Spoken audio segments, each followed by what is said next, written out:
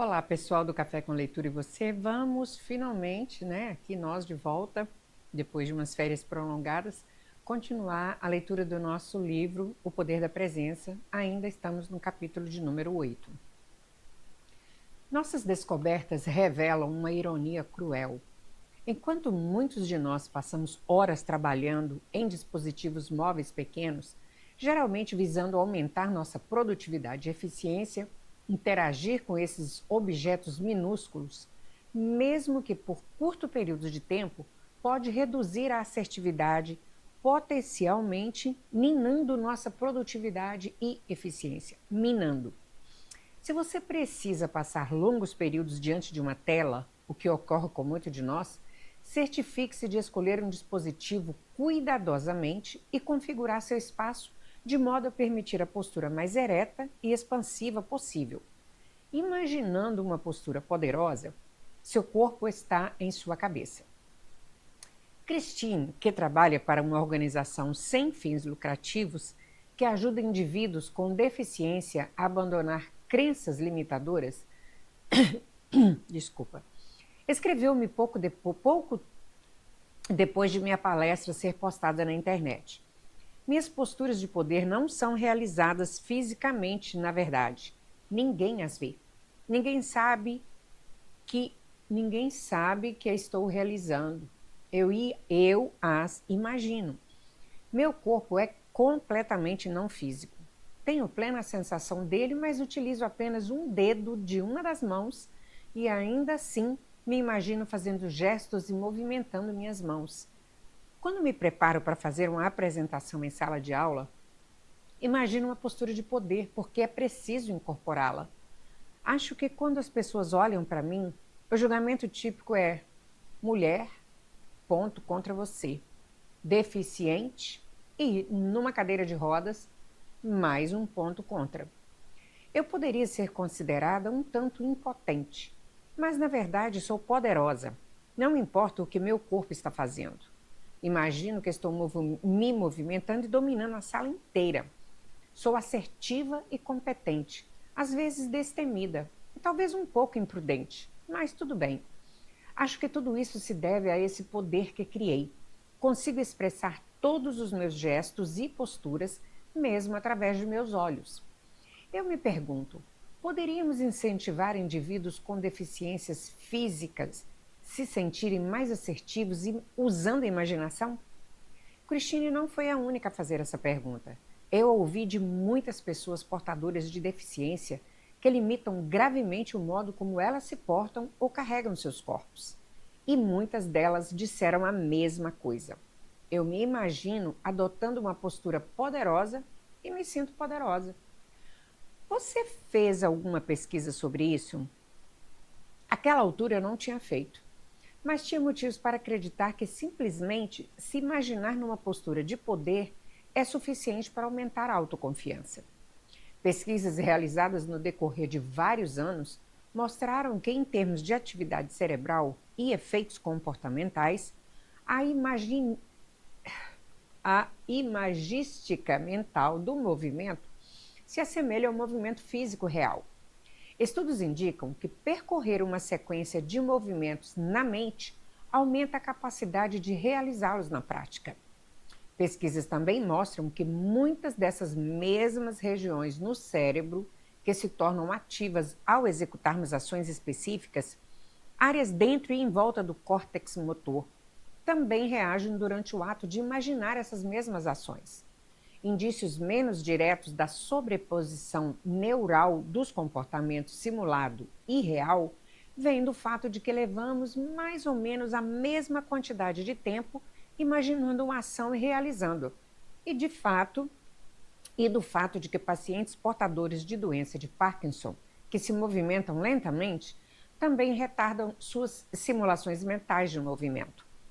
Trabalhos recentes mostram que usar ressonância magnética durante exercícios de imagística mental para avaliar a atividade do cérebro de pacientes paralíticos pode detectar o que eles estão pensando sobre seus membros e o que querem que eles façam.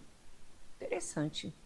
Um estudo descobriu que é possível saber se uma pessoa está imaginando caminhar por uma casa ou jogar tênis através do exame de imagens por ressonância magnética funcional.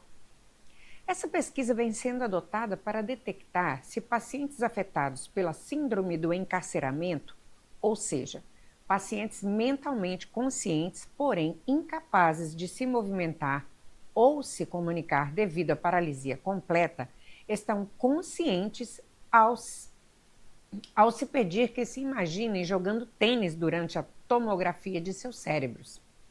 Em outro estudo, pediu-se a um paciente tetraplégico que se imaginasse pegando algo enquanto seu cérebro era tomografado. Dispositivos chamados matrizes de microeletrodos foram então instalados em regiões do córtex parietal posterior, ativadas quando planejamos esses movimentos. E o paciente usou os sensores para controlar um braço de robô como se fosse o seu. Claro que quando você imagina realizar uma ação, seu corpo não fornece nenhum feedback sensorial.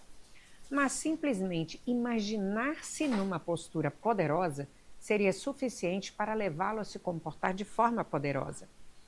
Estimulado por e-mails recebidos de indivíduos com deficiências físicas, meu laboratório começou a realizar experimentos para testar a hipótese de que simplesmente se imaginar numa postura de poder é capaz de conferir a sensação de poder. Em nosso primeiro experimento, recrutamos cerca de 200 voluntários pela internet e os induzimos com uma descrição viva a se imaginarem numa sala, mantendo uma postura específica de alto ou baixo poder e a continuar imaginando aquilo por 2 minutos. Para impedir que... Gente, os meus cachorros estão aqui brincando e brigando. Para impedir que se entediasse, nós os instruímos a também imaginar alguns desconhecidos entrando e saindo da sala, enquanto mantinham a postura e a formar impressões daqueles desconhecidos. Depois que se imaginaram nas posturas, pedimos que descrevessem como se sentiram durante o exercício. Não os estimulamos com nenhuma palavra, mesmo que aquelas que poderiam ter sido de interesse para nós, como poderoso, impotente, presente, intimidado e assim por diante. Lembre-se também de que essa foi uma amostra diversificada de voluntários de todo o país, que incluía uma grande variedade de etnias, idades, religiões e aspectos culturais. Entre as pessoas que se imaginaram mantendo posturas de alto poder, 70% usaram palavras que chamamos de confortavelmente confiantes. O que nos surpreendeu não foi apenas a alta porcentagem de participantes que disseram que se sentiam daquela forma, mas também a semelhança em como optaram por descrever aquelas sensações. Muitos deles usaram quase exatamente as mesmas palavras. Eles completaram a afirmativa: senti-me, com expressões que refletiam a imagem mental de si mesmos. Aberto e forte, determinado e confiante, confortável e equilibrado, firme, confiante e sólido. Os voluntários que haviam se imaginado em posturas de baixo poder tiveram uma experiência bem menos agradável. 72% usaram palavras que consideramos socialmente ameaçadoras. Elas também refletiam a imagem mental que os voluntários tiveram de si mesmos: constrangido e tenso, assustado e solitário, estúpido e envergonhado e isolado, ameaçado e vulnerável, muito, muito desconfortável.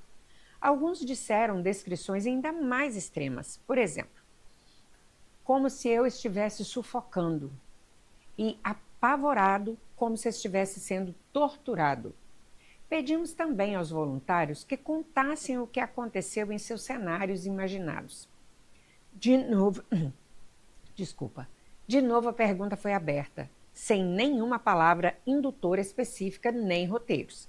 Lembre-se de que, para tornar a tarefa mais envolvente, pedimos aos voluntários que imaginassem que alguns desconhecidos haviam entrado e saído da sala onde nossos estudados mantinham suas posturas expansivas ou contrativas, e de que não fornecemos nenhum detalhe sobre quem eram aquelas pessoas. Se adotar posturas contrativas de baixo poder faz com que nos sintamos ameaçados e vulneráveis. Como você acha que isso poderia afetar o que lembramos sobre desconhecidos fortuitos nos rodeando? Se você achou que os voluntários que se viram com posturas de baixo poder estariam mais vigilantes em relação a desconhecidos, acertou. De fato, em respostas às perguntas abertas do que imaginaram enquanto assumiam a postura mentalmente, 82% daqueles com posturas de baixo poder forneceram descrições detalhadas dos desconhecidos. Seus relatos foram bem divertidos, como mostram estes exemplos. Um ciclista, uma médica e um hippie entraram. Havia um cowboy usando chapéu, botas e uma camisa xadrez azul, e uma loura com rabo de cavalo e camiseta com os dizeres "Eu amo New York", seguida por um urso marrom com um chapéu de Papai Noel que pedia donativos. E um homem zarrão com uma sacola imensa cheia de hambúrgueres, cujo cheiro eu sentia do outro lado da sala. Alguns homens altos entraram e olharam para mim. Perguntaram o que eu estava fazendo e eu respondi: yoga. Eles riram e tentaram me desequilibrar. Aí eu caí. Depois falei que eles não estariam rindo se experimentassem e vissem que funciona.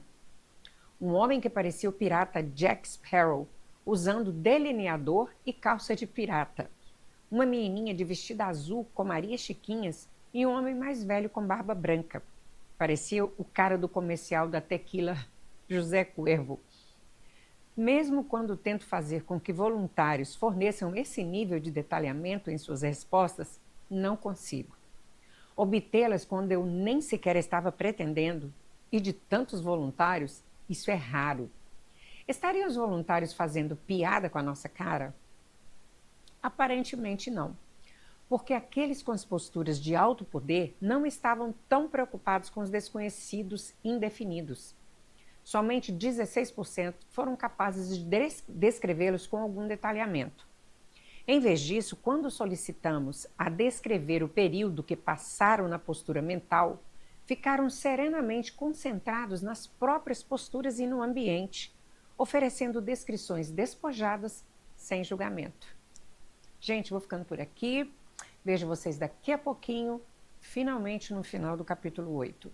Se você está me ouvindo e ainda não é inscrito no nosso canal, por favor, se inscreva agora.